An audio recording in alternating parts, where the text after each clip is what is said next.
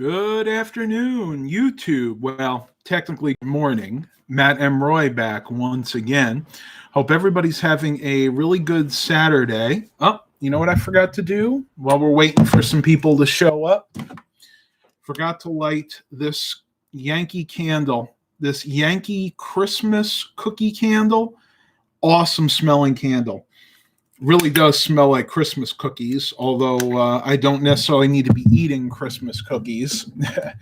Well, I wanted to make this video because a lot of people right now are extremely concerned about the coronavirus, COVID-19, whatever anybody wants to call it. And the reason I titled it what I did and put the tagline, what will I do, how will I make a living, is because if you have been watching the stock market recently, you will have undoubtedly noticed that it is plummeting. Just over the last week, the stock market is down over 1,000 points, pretty much almost into recovery territory. And for those of you that are not really well versed in the stock market, what that basically means is that there's a correction. Normally, if the stock market goes down that quickly, it means there's some type of correction, like the market is valued too high and it needs to go back down to where the actual value is. And there's like a perceived value and an actual value. But the reason it's going down right now is because of this COVID-19 virus. People are panicky. I mean, that's just the plain truth of the matter. I'm not going to sugarcoat it. I'm not here to do that. But it's really unjustified. And I'll be honest with you. I get it, folks. Believe me. I've been thinking about this myself. I've been taking a hit. People now are so afraid of an outbreak that they're only doing the essentials. They're stocking up on the essentials, water, food, gasoline. I mean, heck, I went to fill up my gas tank at BJ's yesterday and I had to wait in line. I went to the grocery stores. People are buying bread, water, batteries. They're acting like this is the end of the world, like there's a tornado or a hurricane or an earthquake coming. I will tell you this. I am concerned personally. I you know what? This does scare me. I'll be perfectly honest with you. Now, the facts tell you different. The facts tell you that this is really no worse than the regular flu. Actually, it has a lower communicability rate. The communicability rate of COVID-19 is somewhere between 20 to 25%, depending on who you believe, I should say. At least that's what the CDC says. Whereas the average flu we have every year is anywhere between 30 to 35%. So there is a big difference there, folks. I mean, this is not a highly communicable disease or infection. And really the death rates are less than 1%. It's like 1/10 of 1%. Some sources say, others say it's like 0.25%. The scary part of this whole thing, though, and I'll be honest with you, is that it has been moving so rapidly across the country, and not just that, the fact that they believe that it came from animals. That's kind of scary because very, very few infections and viruses in the past have actually made the leap from animals to humans. Now, there's the school of thought out there that this could have been man-made. Yes, there is a biochemical engineering lab in Wuhan or around there where this outbreak started. And yes, that is still a possibility, but it has not been verified. Nobody has verified that for a fact. So we have to go with facts. We are a society that lives on emotion. I live on emotion. If I'm not feeling good, then I don't want to do anything. I don't want to go out. I have my moments like that too. But we have to remember, we have to look at the facts of the situation. And the facts are, as of right now, this is no worse than any other, outbreak that we've had. as of right now. Now, does it bear watching? Absolutely. And I watch the news every day to find out, what new cases have come out, what I need to do. Is it a good idea to start maybe some rudimentary precautions? Absolutely. I would be stocking up a little bit. We do that anyway, because being in the Southeast, near the coast, we have our hurricane kit, which we religiously keep stocked. I say that with a grain of salt every year, with water, canned goods, dry goods, non-perishable items, and things like that. But don't overdo it. Now, the stock market, I'm going to be getting back to that, because the reason I said how we make a living is a lot of you out there are day traders. You have maybe your retirements, your 401ks, all that kind of stuff in the stock market. And now at this point, you guys are probably out there panicking like, oh my gosh, what's going to happen? I lost all this money just this past week. You got to remember something. It's going to get better. These types of corrections, when they come from things like viruses. I remember when, what was it, the swine flu outbreak back in like 2012, 2011, and then the bird flu. It all happened during that time. And we have very short memories, folks. I'm telling you, I cannot tell you my long-term memory and my short-term memory are shot. I mean, that's not just me. That's a lot of people. So what I will tell you is be in preparation of a disaster, but don't be expecting it, because it may not come. And fingers crossed, and I've been praying every day that it doesn't.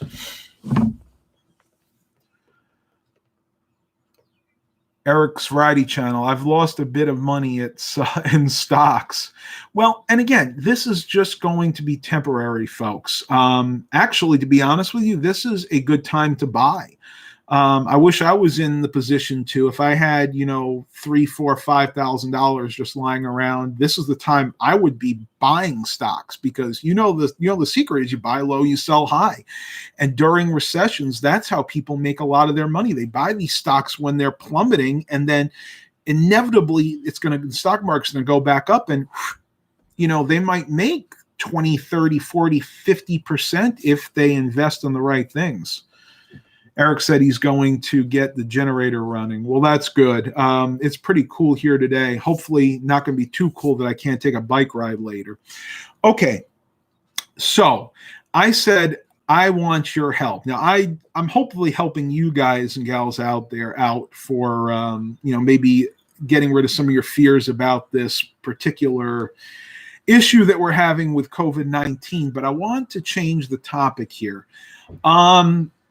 I need your all's help with the YouTube channel. I am going through some growing pains right now.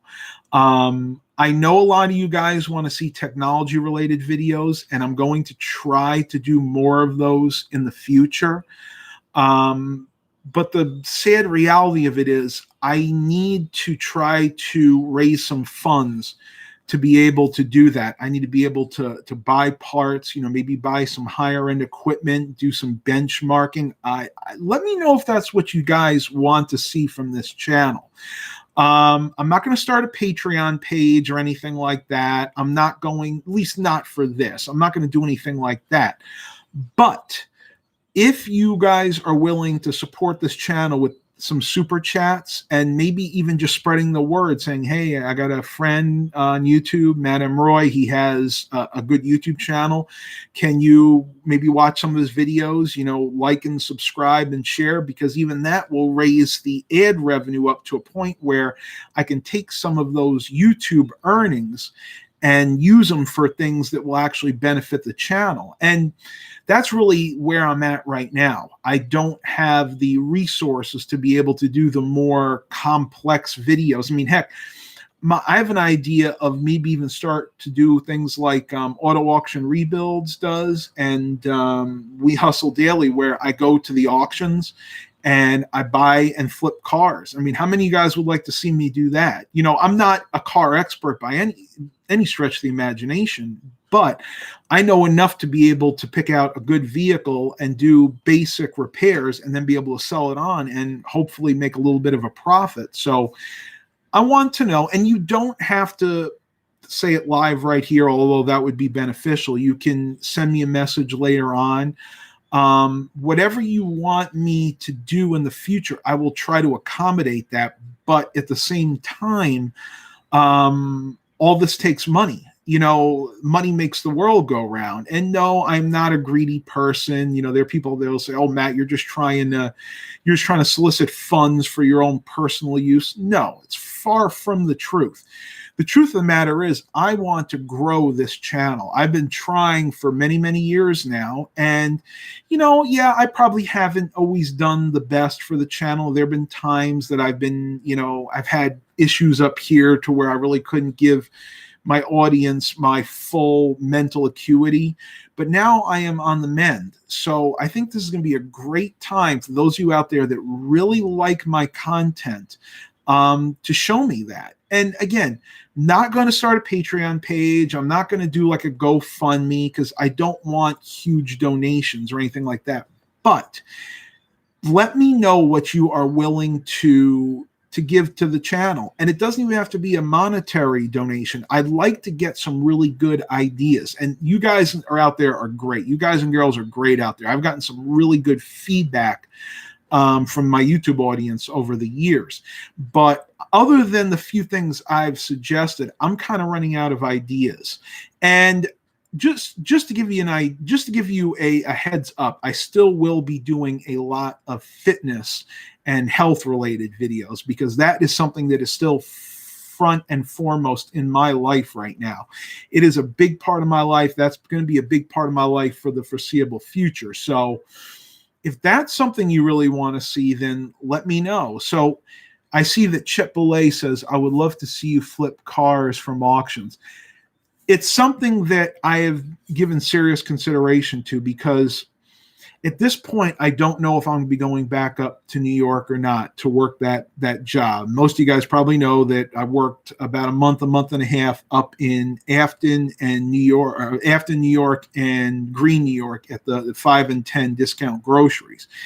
It's still a possibility, but reality of that is that job is never going to pay me a salary that I can live on. Now, I can work that job, stay with my uncle, and maybe work my computer business on the side, and that's probably just enough to get by. But I don't know about you guys. I don't want to just get by. I'm tired of just getting by. That's what I've been doing my entire life, is just getting by.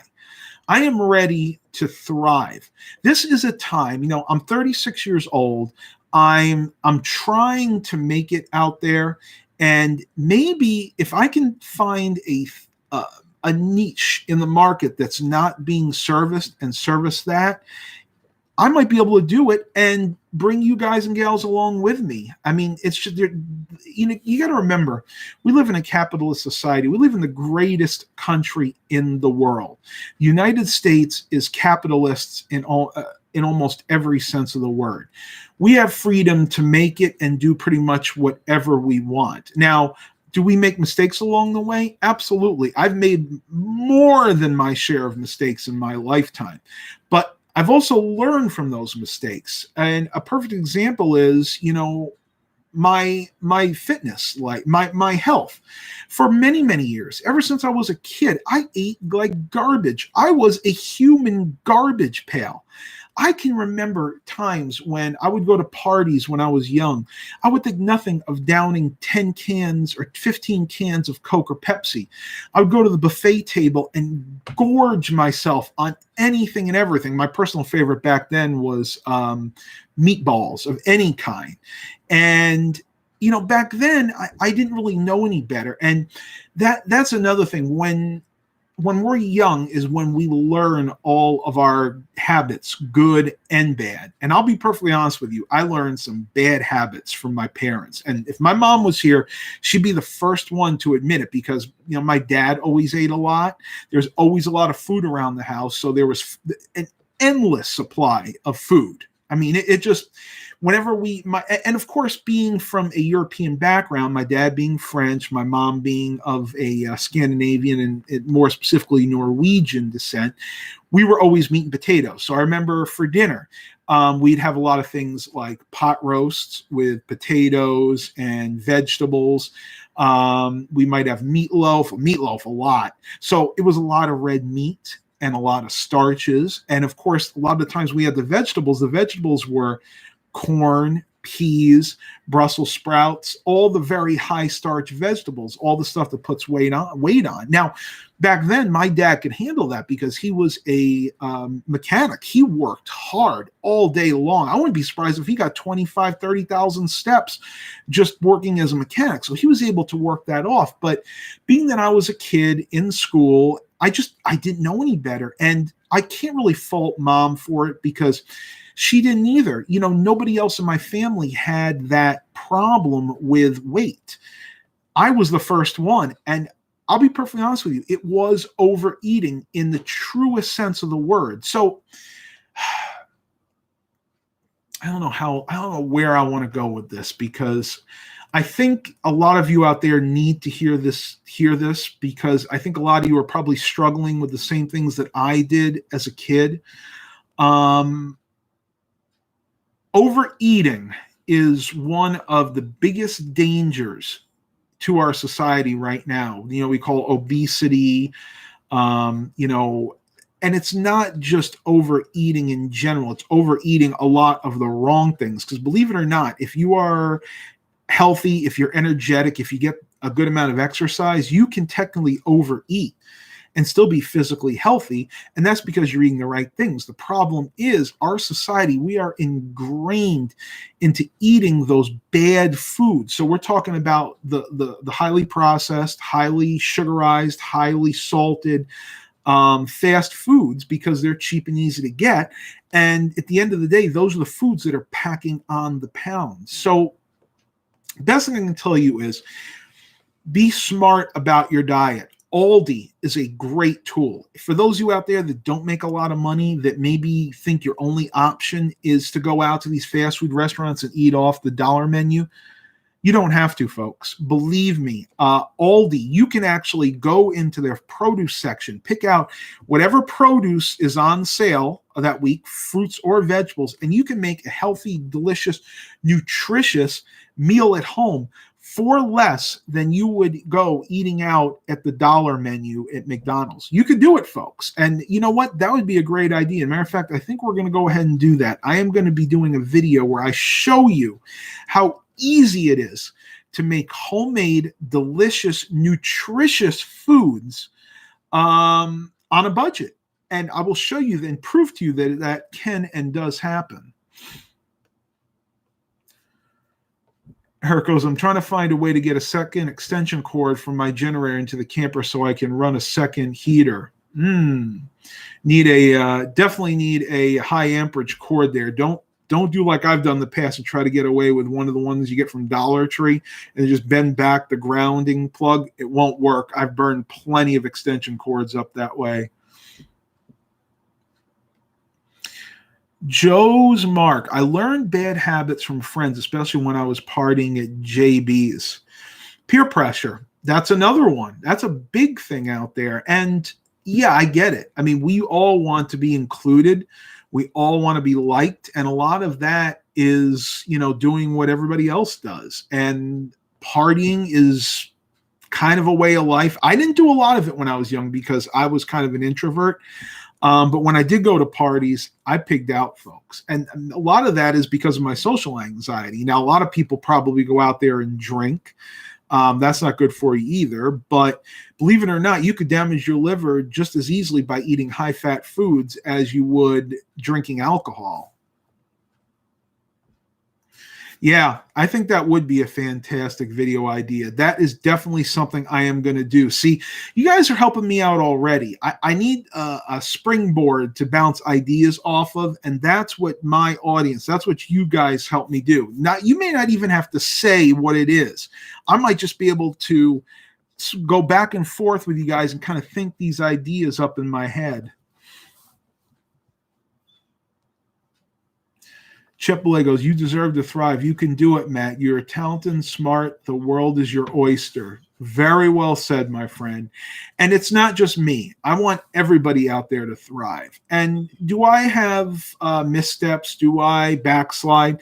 Absolutely. I've done that many times in my life. As a matter of fact, lately I've been really having a propensity to overeat. But I have ways around that. And the intermittent fasting is still a big, big part of my diet. Like today, I had my first meal at 6. And I had a little snack at 8. I had my lunch at 10, and I'm going to have my dinner at noon. So I'm basically going to stop eating, we'll say around 12:30, and I'm going to fast until tomorrow morning. And again, intermittent fasting gives you the time for your body to work through that food, metabolize it, and basically helps you lose weight. I mean, it really does work. And right now, all right, I'll give you guys a quick fitness update because I'm going to end this soon because I do just realize it's pushing noon and I do need to have my dinner. Got on the scale this morning. I was a little discouraged. It said 214.3. So figure with the close weight, I'm probably still like 213. But when you get down near to your goal weight, that's what's going to happen. Basically, your body is going to get to the point where you're just going to say, nope, you can't lose any more weight. That's where you need to be. So once you guys and gals get close to that goal weight out there, don't be too discouraged if you're not losing weight on a regular basis. It's just your body telling you, hey, look, you really are at where you need to be at, and just stop and enjoy your success at that point. Awesome. Eric finally got the heat going. The vegan athlete, or the second heater, I should say. The vegan athlete. I like all of your videos. They are very informative and interesting. I like your tech, health, and that you share your Asperger's background. Okay. Yeah. Yeah, that's another daily struggle in my life, man. Those of you out there that are not autistic in any way, and Asperger's is a form of autism, you're very blessed because it is very hard for me to interact in large groups.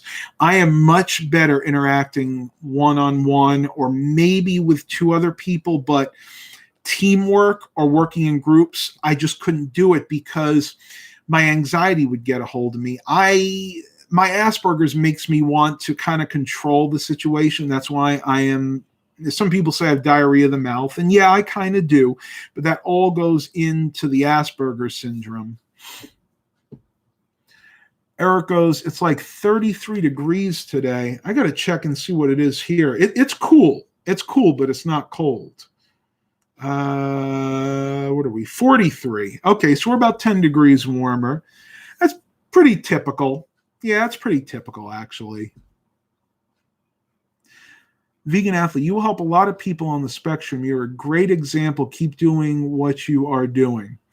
Well, thank you. And if you like what I've been doing with these live streams, then let me know that. That's very important. And I think we're going to go a little bit longer. If I eat dinner a little bit later tonight, that's fine. I got to learn to be flexible. That's another part of this whole Asperger's thing. But that being said,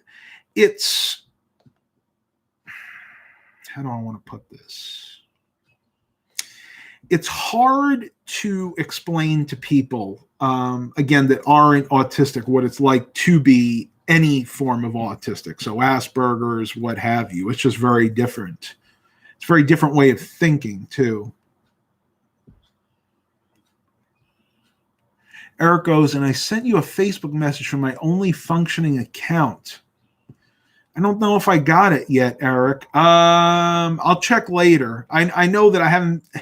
Facebook has been crashing a lot on my cell phone, and my only working tablet is not working very well right now. I really need to go out and buy a new tablet, to be honest with you. It's an old Galaxy Tab A, and it's got a blown speaker.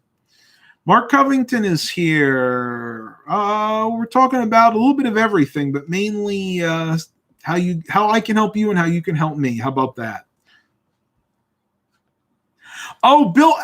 It's okay.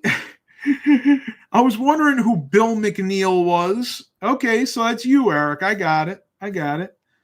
Mr. Burns says I have autism too. Yeah, it's very prevalent. I think something like 3 to 5% of the population of the world is technically autistic in one form or another. True story there. Let me. Oh, my cell phone's charging over there. I forgot.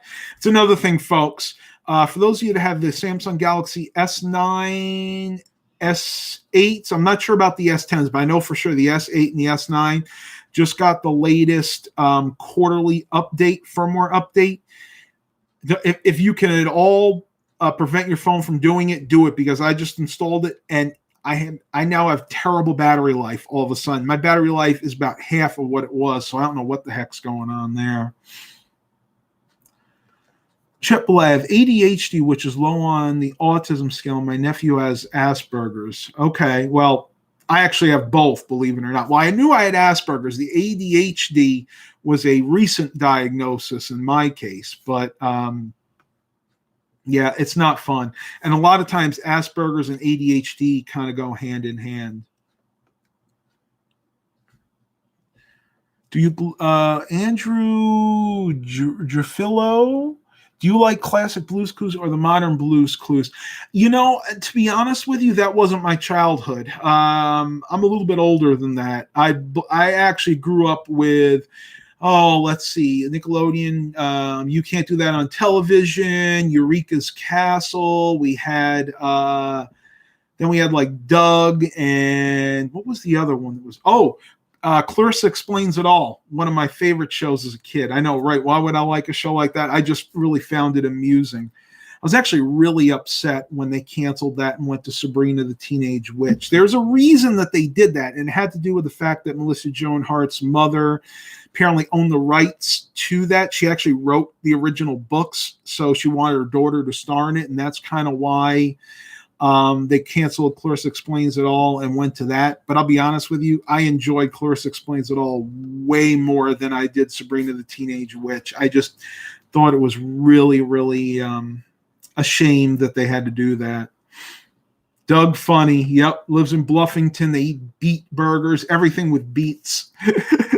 That was a great show. I've probably seen every episode of that at least 2 or 3 times. Oh, and my big one, a lot of people liked Ren and Stimpy back then. I saw that a couple times, but I was always a big Rocko's Modern Life fan. That show back in the day, parents never liked it. It was, if you've never seen it, it's really kind of one of those gross cartoons, almost like an early Family Guy, but not as vulgar. It was more potty humor. And of course, being at the time I was 9 when that came out, 8 or 9, that's, what I really liked. And I'll be honest with you, I still watch it a little bit to this day. I have the entire series on DVD. I haven't actually seen the new movie that came out yet, though.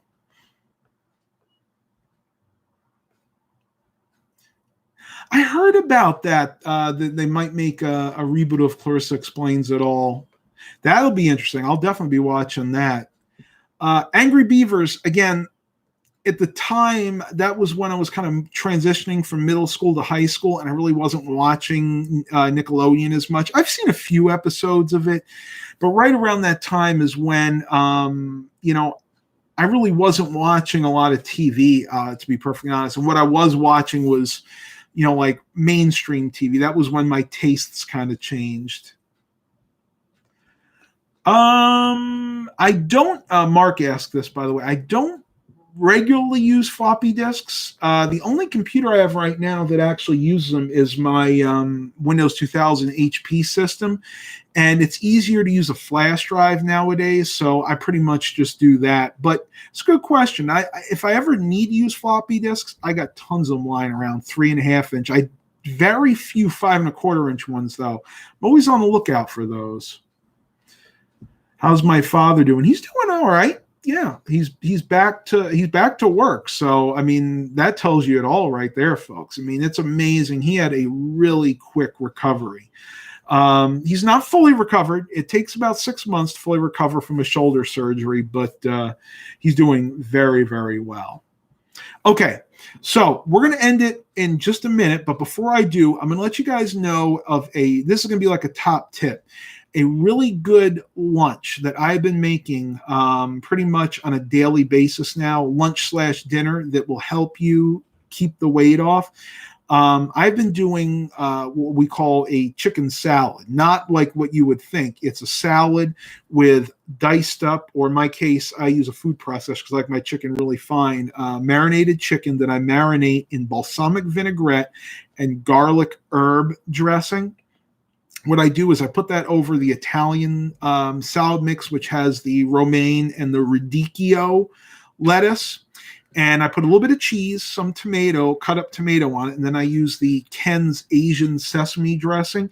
And that's what I've actually been doing as my last meal of the day. And the reason that's really good for that, that is my lowest carb meal of the day. And you want to have your carb heavy meals early. So breakfast, pretty much eat as many carbs as you want. Then lunch, you want to have a little bit less, maybe incorporate some protein, some fats. And then for dinner, you want to have very little carbs at all. If you do that, it's almost a guarantee that you will lose weight. All right, going to end it here. Thank you all for coming. Please continue to like and subscribe. And as always, have a blessed day, everybody.